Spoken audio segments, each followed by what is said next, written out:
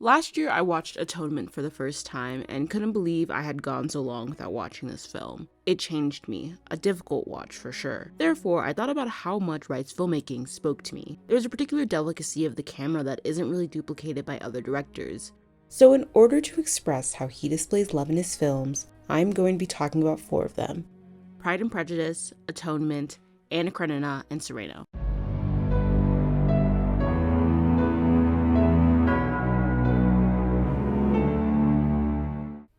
Joe Wright was born in London with his parents running a puppet theater, who studied fine art and film at Central St. Martin's College of Art and Design. Regarding what is the most interesting thing he finds in film, Wright says, is human interaction. That's why I love drama, It's about how people connect or don't connect, how my perception of a situation might be different from your perception. And so making films is an exercise for me in empathy and understanding people's points of view, something I'm not particularly good at in real life. When you watch directors, there might be some frequent collaborations like Scorsese De Niro or Coppola Dunst. Keira Knightley has worked with Joe Wright 3 times, and all 3 times are films we're talking about in this video.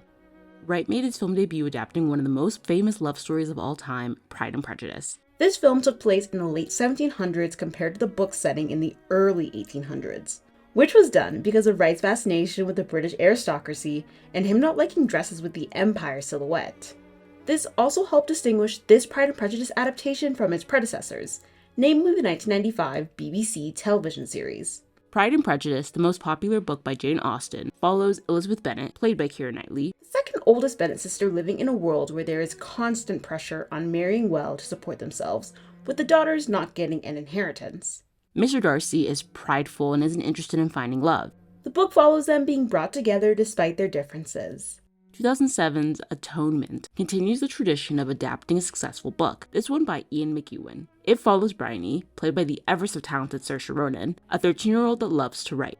The film even begins with the sound of a typewriter, and there is always a bit of rhythm in the film. One night, she catches an encounter between Cecilia, her sister, and Robbie, the housekeeper's son, that sets an unfortunate sequence of events in motion, ending with a tragic fate for the 2 lovers. Atonement is unique, with Christian Dior stockings stretched over the camera's lens to achieve a soft focus.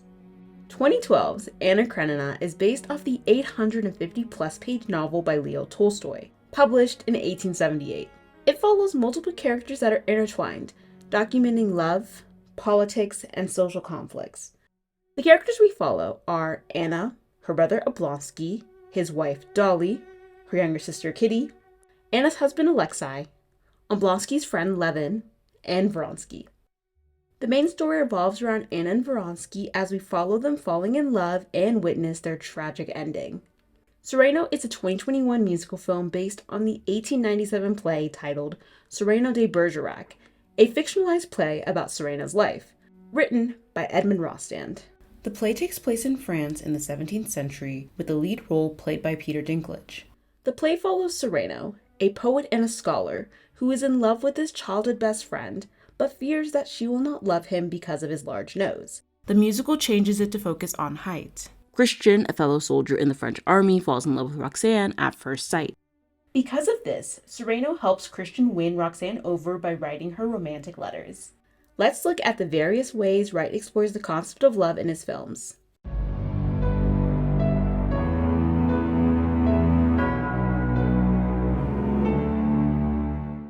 What's a love story without a bit of tragedy?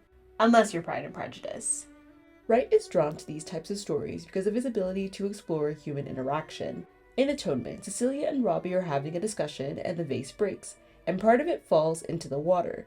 This scene feels like it goes in slow motion, with Robbie having his eyes glued to Cecilia, going into the water, and then climbing out of the pond. The camera goes to their hands. As Cecilia grabs the rest of the vase from Robbie, the 2 aren't speaking and are expressing their emotions through their eyes.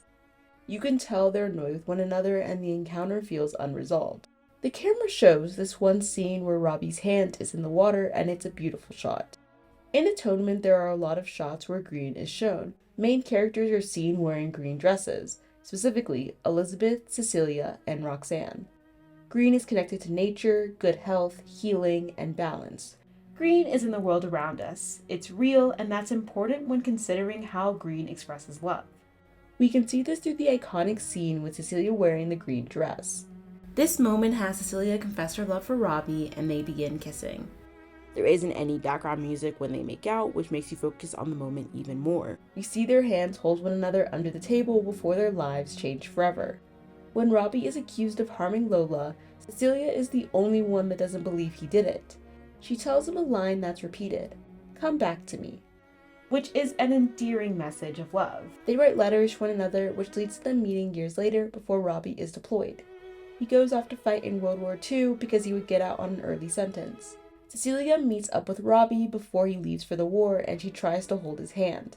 He shakes her hand away after a while, feeling undeserving of her affection. In the last third of the film, we figure out the tragic ending. First, there's a scene where Robbie is at Dunkirk and he's upset. There is a movie playing in the background as two characters are kissing. The movie that is playing in the background is the 1938 French film Port of Shadows. The takeaway from this film is that the man dies in the woman's arms after protecting her. This scene could be preluding to the tragedy that's going to occur. The two characters in Port of Shadows were able to be with one another when one died, while Robbie and Cecilia were separated. Later on, we see Bryony apologize to Cecilia and Robbie once she realizes that Robbie wasn't Lola's attacker, which she realizes when she goes to Lola's wedding to Paul. Robbie doesn't forgive her because she ruined his life, and that's the tragedy. She reveals she made up this ending to provide closure, but Robbie died a day before the evacuation, and Cecilia died during the Blitz. In the scene where Cecilia dies, she's floating in the water, and it seems like she's at peace. The film cuts to Bryony as an adult, with her announcing her final book and her imminent death. She wrote a happy ending in the book to make up for what she did. She gives them the life they never had with their cottage on the coast, their happiness, and peace. This was articulated as Robbie looked at a photo of the cottage while at war. Giving a happy ending means nothing because they still died apart with their future affected by Bryony's decision. Now, Anna Karenina is a complex character, one that we really understand when we read the book. In The Art of Adaptation, Linda Serger states, "A narrator can move in and out of a character's life, even going inside a character's head to let us know how the character thinks and feels. We identify with the character psychologically, emotionally, and in terms of the action he or she takes.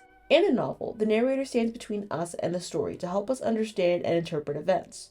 When we watch a film, we are an objective observer of the actions. What we see is what we get." Regarding Anna Karenina, Keira Knightley has this to say about her. According to the Wall Street Journal, it says, "What part of Anna could you most identify with?" "Every part." I think that's what's so terrifying about her. Tom Stoppard and Joe were very keen for this to be a thesis about love. At the beginning, I didn't really understand that, but as we went on, I did. I agreed. You were taking love as romance and as companionship and as great sex. But the other sides, the negative sides that encompass the emotions, are looked at. Love as jealousy, as pain, as loneliness. That is what Anna is as a character. When she is at her worst, she's in desperate need. The complex part of adapting Anna Karenina is not only trying to fit a thick book into a 2-hour film, but making sure we understand the characters, their motivations, and their emotions. With Anna, we know she's a complex individual with her death being foreshadowed. From Border Crossing, Russian Literature into Film, The Ideology of Trauma, Killing Anna Softly by Yuri Levin, it says, "Keira Knightley's sensuality and Wright's clever mirroring of the earlier shots allow one to connect the dots and to establish the commonality between all three types of sounds, accompanying the human life cycle at its most meaningful moments. The noise of expressing pleasure during the act of impregnation, the primordial cry of a baby born, and the mourning of death." Throughout the film, we are seeing Anna's point of view, showing how important she is in the story. There's a scene where Anna looks in the mirror and sees a train coming, again foreshadowing her death. This is probably my least favorite adaptation I will talk about in this video, because it doesn't really capture how good of a book Anna Karenina is. There is a lot to cover in a 2-hour film, but I felt like Alexei had a large part in it, while Levin and Kitty got sidelined.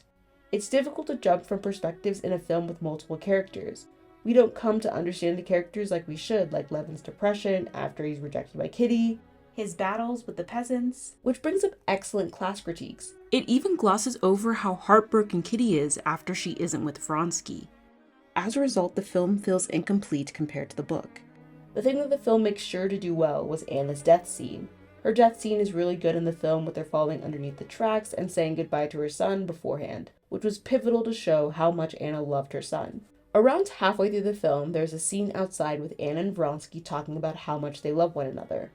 Anna needs reassurance from Vronsky, as she's finally with someone that really cares about her. Cyrano de Bergerac was a real person, but the play is fiction.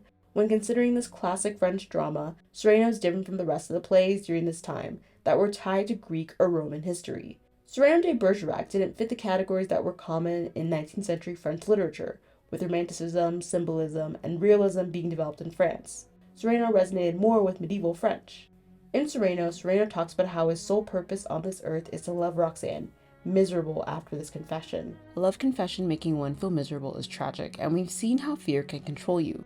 He even sings a song, madly, about how much you love someone. He feels it as his faith is to love her till the end. The friend tells him to confess, and he's about to, but doesn't after discovering her falling in love at first sight with Christian.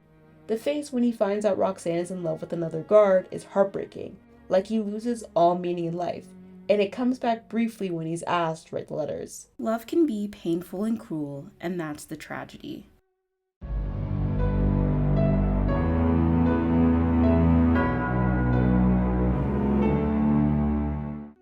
In all four films, the camera moves rather affectionately. We are spectators in this narrative of love. In Pride and Prejudice, the film opens with a sunrise and Lizzie reading First Impressions, an early version of Pride and Prejudice. Then going to the Bennet household, the camera is moving around the house. We are getting accumulated with the family that we will follow and focus on the home. We understand their social position, and us, as the spectators, get a first-hand view of their life. There was this moment early on in the film where there's beautiful blocking, which is a specialty of Wright, making sure people are exactly where he wants them for the camera. We see this when Mrs. Bingley is eating with Mr. Darcy at the table and the camera is framed where you can see the space between the two of them. This film, as well as the others, relies on dance to display love for one another. At the beginning of the film, Bennet sisters go to an assembly ball where they meet Mr. Darcy. This activity is intimate, the moment where Jane and Mr. Bingley meet and fall in love. Jane is wearing pink, an affectionate color compared to Elizabeth's green, and is dancing the Regency dance with Mr. Bingley, which isn't a specific dance, but dances that were common at the time. At the dance, Mr. Darcy and Elizabeth get into a disagreement where they're talking about poetry and love, with Lizzie saying that dancing encourages affection, poetry drives away love, and Mr. Darcy says how poetry is a food of love. This is the first time we witness how different and similar they are. This moment expresses how they view love differently, but also how sure of themselves they are. With movement, we also have to look at the changing body language among our leads. For example, when Elizabeth leaves the Bingleys, Mr. Darcy holds his hand out for a brief second, and they make eye contact. Then the camera goes to his hand where it stretches out. This simple movement sticks with us because Mr. Darcy is trying to appear unfazed by her departure, and him taking her hand shows that he's at least beginning to acknowledge her. When Elizabeth attends the Netherfield ball, she dances with Mr. Darcy, and it's this intimate moment, where if it isn't obvious already, he's falling in love with her. There is a change from the beginning of the movie where Mr. Darcy says he won't dance if he can help it, and then later on he asks Elizabeth to dance. It's important to note how she danced with Mr. Collins, her cousin, who's emerging as a suitor, and Mr. Darcy at this ball. With Mr. Collins, they're out of sync, with a lack of eye contact, struggling to carry a convo, and getting interrupted. Compare this to Mr. Darcy, where the camera feels like it's exploring the possibility of them falling in love with the amount of eye contact the two share, and the conversation being in flow with their movements. An Anna Karenina dance is an important part of the film, as Wright states in interviews that he thought of the film as a ballet with words. There was 2 waltzes and a mazurka, a Polish dance, in the film. Choreographer City Larbi Cherakawi had a 3-week workshop in London. According to the New York Times, Cherakawi says, "I talked a lot about how to be on your feet, so that they would generate a certain elegance or energy that would go all the way to the head. I also tried to make them understand that their body language is something we are constantly reading." As well as body language being important, the sounds we hear throughout the film contributes to our experience. Sound comes from around them, a pivotal part of moving the film along, which we see in one of the opening scenes with Blonsky. Another example is the horse race. The horses raced on a track but were CGI'd on a stage, and the pace of the scene is captivating. Anna's reaction when Vronsky falls off his horse feels like the world stops. Anna is demonstrating traits of love, fanning herself anxiously, gripping the fan, and screaming when he falls. There is an emphasis on relying on the pinnacle love story in the film, Anna and Vronsky. The love story grips you in the book, and the film is no different. When Anna and Vronsky dance, everyone is frozen for a split second, again like they're all that matters in the world.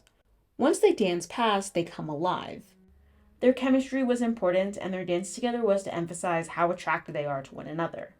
Anna's still wanting to remain with her husband, but she's falling for him, eventually entering an affair with Vronsky. There's a moment where Anna passes Levin. Levin's lost because of just getting rejected by Kitty, and Anna's confused with her rising feelings for Vronsky. This moment with them passing one another is a transition, because what are they going to do about their dilemma? In Sereno, we are continuing this theme of movement, expressing love with the film being a musical. The songs convey the characters' various feelings. The music is really the heartbeat of the piece, and the lyrics are so expressive. It's so beautiful. Dancing and blocking are pivotal to a musical, and this film has the same choreographer as Anna Karenina. His choreography is extremely fluid, it's quite modern, and it's incredibly romantic. And the dancing actually tells the story or informs the moment. So to have these moments of stillness counteracted by these moments of fluidity is really exciting. Outside of dancing during the musical numbers, there is a sword fight early on in the film that's choreographed like a dance. It happens when an individual challenges Sereno to a duel, and the movement is fluid. The movement is how we're able to understand our lead characters. We know Sereno is a soldier through the sword fight, or that Elizabeth is caring through how she interacts with her sisters. Therefore, how characters move and display their affection is a large part of what makes a love story work. We want to see characters' body language change when they're in love.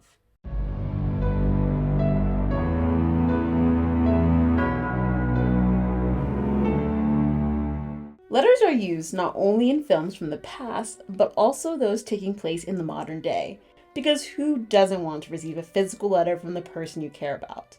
It makes it feel more permanent. Texting just doesn't have the same impact that a letter does. According to the Scene of Writing from Figuring the Past, period film and the Manners Aesthetic by Balaye Vidal, it says, "The letter's recurrence in modern literary films and contemporary melodramas presents a departure from the suppression of writing in classical cinema. The letter in close-up fleshes out the haptic relations between writing, knowledge, and vision, but also creates an objective correlative of the distance between sender and addressee, seeing and reading. Letters in a love story create a strong bond between the sender and the addressee, leading to them being used as a confession and bringing back this old-school sense of romance.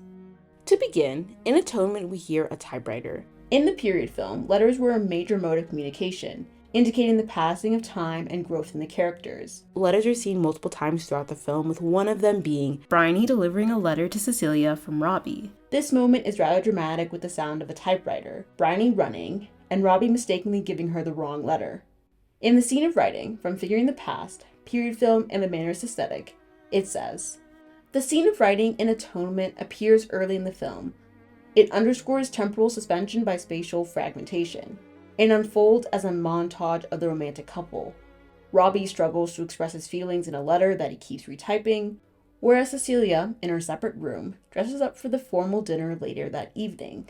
The intercutting of two actions that belong to separate moments in the novel highlights the connectedness between the would-be lovers, despite their physical and social distance from each other. At the end of the film, Bryony's confession could be interpreted as a letter, the final piece of evidence that allows us to draw our conclusions. We find out she lied about the middle of the story and was finally able to write out this complicated story as a last hurrah. Bryony never has someone to write to, not like Robbie and Cecilia had each other. She missed out on a companion in life. The letter is more than a way to connect two people, but is also all the possible things that could go wrong. The letters represent the trauma that occurred that terrible day and how it changed everyone's life. In Pride and Prejudice, letters are the major mode of communication. Mr. Darcy writes a letter to Elizabeth after she rejects his proposal, while confessing to his wrongs in the relationship between Mr. Bingley and Jane. This letter allows her to understand Mr. Darcy, and is a turning point in how she views him.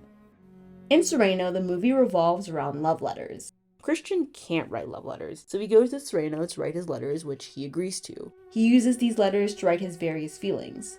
In one scene, Roxanne is critical of Christian repeatedly saying, "I love you," because it lacks originality. We can compare that to the confessions we see in Pride and Prejudice or Atonement. They are more than "I love you." It feels personal.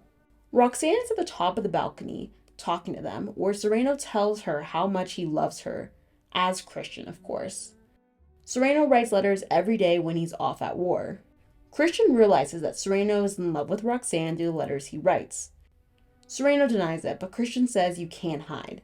Therefore, the letters were a way for Sereno to express his love for Roxanne, while being a way for Christian to realize that he values authenticity. He would prefer to be loved for his true self than not at all. She doesn't love him because of his soul. The words aren't his, and the love demonstrated through the letters wasn't between Christian and Roxanne, but Sereno and Roxanne.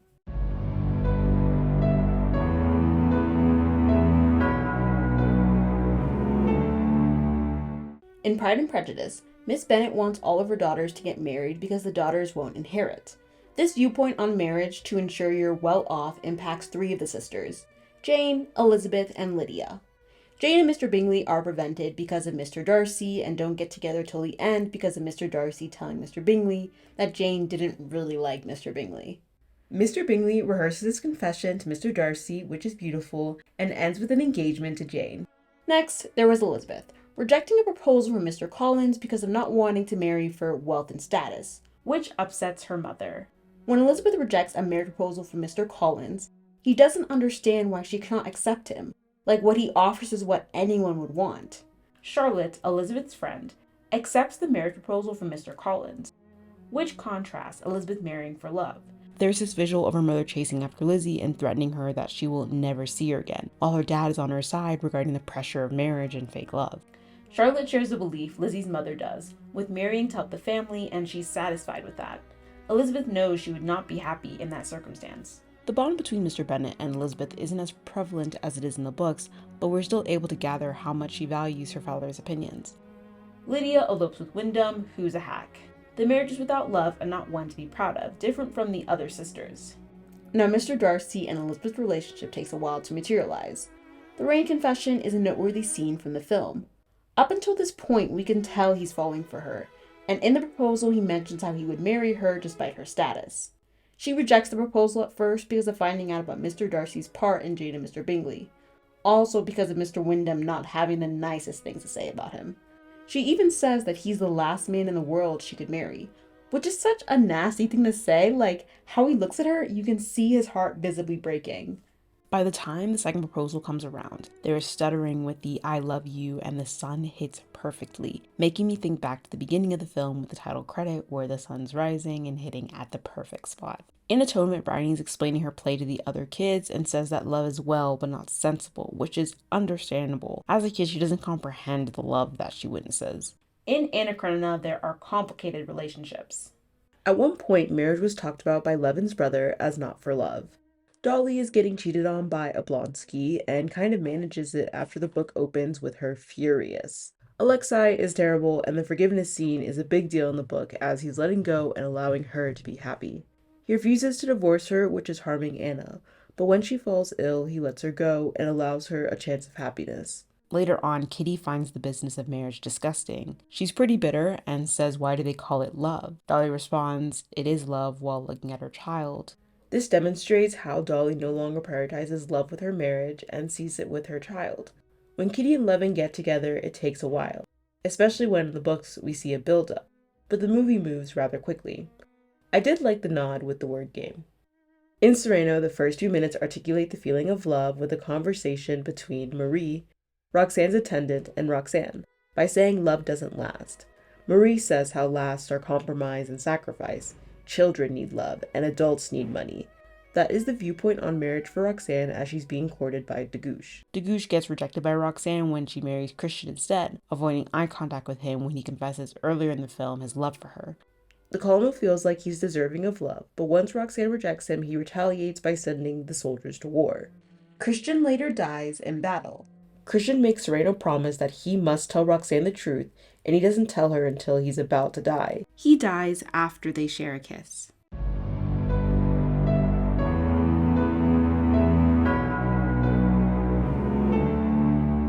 Our home is a place of endearment, the place we feel the most comfortable, and Wright makes sure to show us around the different houses of our main characters. The home is a way to see how the families love one another and the use of color. In Pride and Prejudice, the Bingley estate is stunning, and we have tracking shots where we see the rooms that we're in.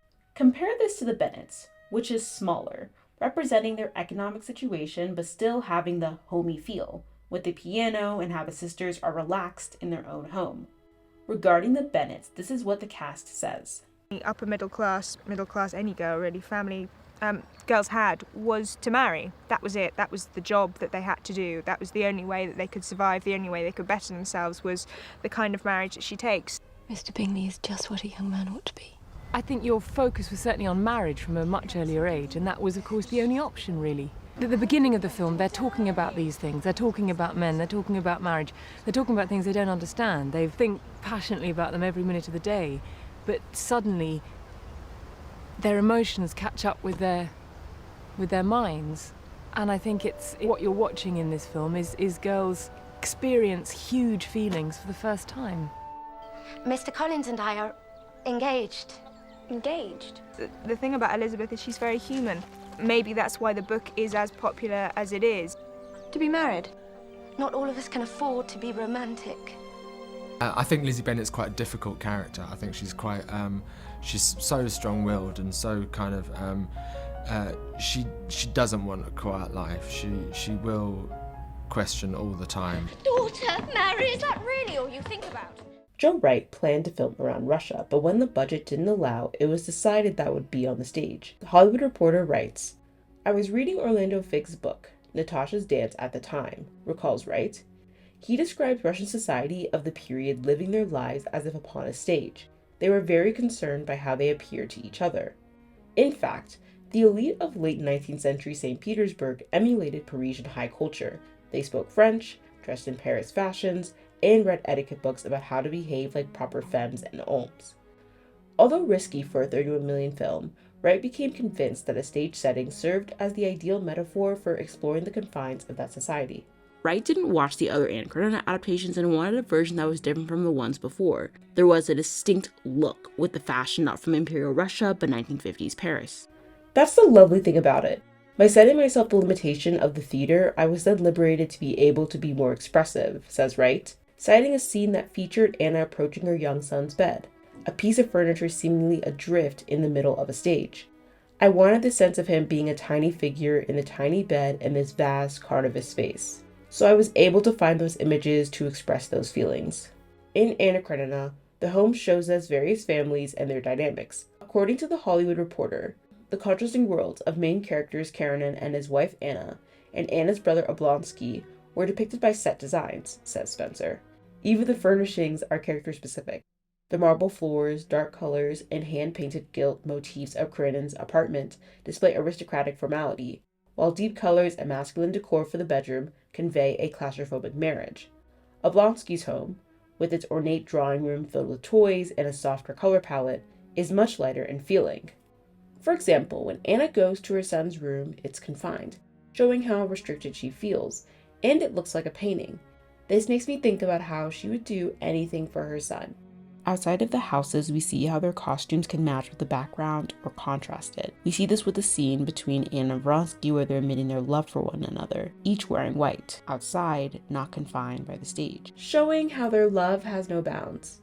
Compare that to Levin, who is Tolstoy's self-insert, who is rarely confined to having scenes in a home, representing him not wanting to succumb to the same social norms. This changes once he gets with Kitty, as he confesses his feelings for her in a home, and then later on is shown inside of a home, while taking care of their child. Sicily is a beautiful place to film, and you can see how the home expands outside of their houses, but also in the streets of Italy. With this, I think about Roxanne. We see Roxanne's house, and it expresses how she feels. Roxanne is wearing pinks and blues, which represent her falling in love, while also her confidence in what she wants. Her room is blue, which we see several times, notably when she's reading and memorizing the letters she has received, representing her trust in Christian and the peace she feels from finding someone that understands her. The home being a place where she demonstrates her love for the letters is how we know she feels safe. Joe Wright is a visual storyteller who wants to draw us in and express these different experiences humans go through. With the heavy focus on love, it is meant to break and inspire us, because now, we see the confession scene in Pride and Prejudice and remember the emotions we had when we first saw it. Or we remember the first time watching Atonement, wanting to never watch it again because of that feeling of sadness, the one that lingers and never quite goes away. Adapting books draws an audience familiar with the source material. Wright is able to make it his own, a difficult task for any filmmaker, and his films are ones that stay with you forever.